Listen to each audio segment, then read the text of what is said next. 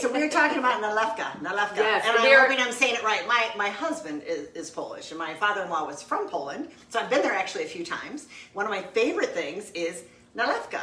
So it's kind of a specialty drink that families make, and usually they start with a ready-made vodka. And there are different types of vodka, FYI. Okay, I like potato vodka. It's just me, right?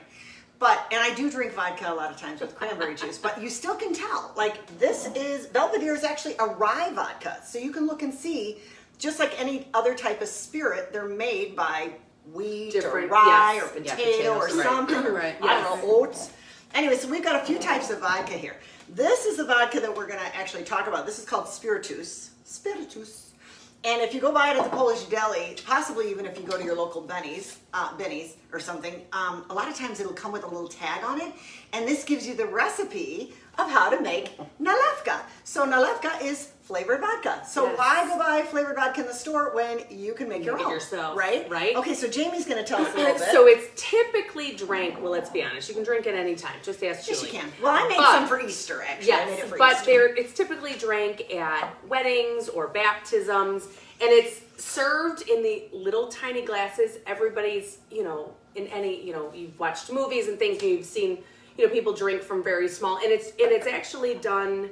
Usually it's sipped. It's not shot. It's not necessarily a shot. But some people do. And then look at these gorgeous little glasses. Yeah. And if you're doing this, Julie actually got these at a resale shop. A couple of them. Yeah, because some of ours have broken over time, and so I actually found a whole set, and I really like them because I like these tall ones. Yeah, aren't they pretty? They're very beautiful. So, like, if you're doing your Easter dinner or your Christmas or your birthday, design is beautiful. This would be an additional glass that you would put on the table for your own homemade flavored vodka, right? Yeah, and I was going to tell you a little bit about tradition. So tradition was way back when the women used to make this more than the men. However, the men also made some too. And they would store it in their cellar or in their barn. And when guests would come, they would take out what they called this actually a mead as well as Nalewka. And they would take that out just to celebrate their guests coming in and doing they're like your holidays. Yes. How about the one about the... And they I guess I'm not talking quick enough, so let me move on quicker. I think this is the coolest part. So what they did was they would do, I don't know which part you think is cool, but which one you want me to talk about? Tell me if I don't hit it. It's all cool. Okay, all right. So it was considered for medicinal purposes. So they had different types of these made for stomach issues, insomnia, let's say fever. Let me see what else. Immunity. Oh yeah, a shot of vodka intestinal for fever. It's always distress. good if you have a fever. Yeah, or if you have stomach issues, just don't drink too much because then you're really gonna have some stomach issues. So families would make a batch when the kids were baptized, and they would have a little bit then, and then when the child grows up and gets married, then they would open the rest of the bottle and celebrate with everybody. I think which I think is cool. Phenomenal. Which I think is such a great thing. That's what I think is cool because Maddie went to a wedding, and every table at the wedding had the family's specialty Nalewka. So everybody had a little Nalewka to celebrate the wedding, and I think that's awesome. And then maidens make their own also to offer to their suitors as they come as well. And there's a great mixture here. Let's see what the mixtures are. I wish I had known that. It's honey, chamomile, mint, cloves, and rose hips. So yay! So that's that's very exciting. Okay, so again, we're going to go back to how to make it now, right? Yeah. So it's very simple. You buy a vodka that you like, or you go ahead and you buy spiritus. Spiritus is very strong. The recipe with spiritus, you actually, besides adding the fruit, you add sugar, and you actually add water to it. I made a little mistake. I didn't have the recipe. This does not have any water added to it. And if you want to get a closer look, a zoom in, you can see all the fruit is sitting in there. It's raspberry, or is it strawberry? This is raspberry. Raspberry. So you let the fruit, you let it sit.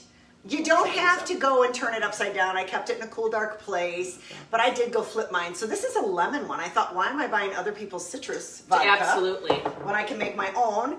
Now, of course, I did add a little sugar to it, and most citrus vodkas probably don't have that sugar in them. Here's the thing about it.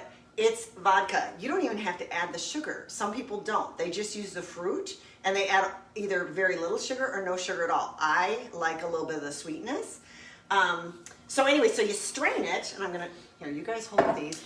Hold on. Okay, and while she's doing the strainer, when you make these, you keep them at least 2 months somewhere in a cellar or in a dark place. It takes or a while. It takes a while for it to ferment and get to that yummy Well, taste. and then the longer it never goes bad. Like literally never goes bad. People can pull this out 50 years later. Well, that's why and they it's so say good. when you do a baptism and then when Right, you get yeah. married, I mean, that's Well, whatever, hopefully, 20 yeah, years. 20, not 30 years 50, later. Yeah. No. But that would be awesome. maybe. Yeah. That'd be awesome. Second wedding. That's right. Okay, so you got this big jar or 2 or 3, because imagine you're taking a bottle like this, you're adding like 6.5 cups or, I don't know, 2.2 pounds of fruit. fruit. Then you're adding about a cup of sugar, maybe a little more, all depending on your taste.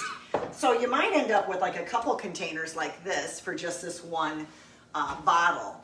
And then, of course, when you strain it all, by the time you're done, it's a lot, you're doing a lot to get back to this, but with flavor, which is I'm at the end of a cold, no COVID. No COVID here. She needs a shot of vodka. Hold on. She does. Sorry, guys. So, the way you strain it is, you take a metal strainer, you take a wet Cheesecloth. cheesecloth, thank you, cut it to size, and you pour your fruit into this. Now, you will end up with something like this, and if you look close, maybe hard to tell, mine's still a little bit murky. Yeah. I don't mind bits of fruit in mine, I kind of like it.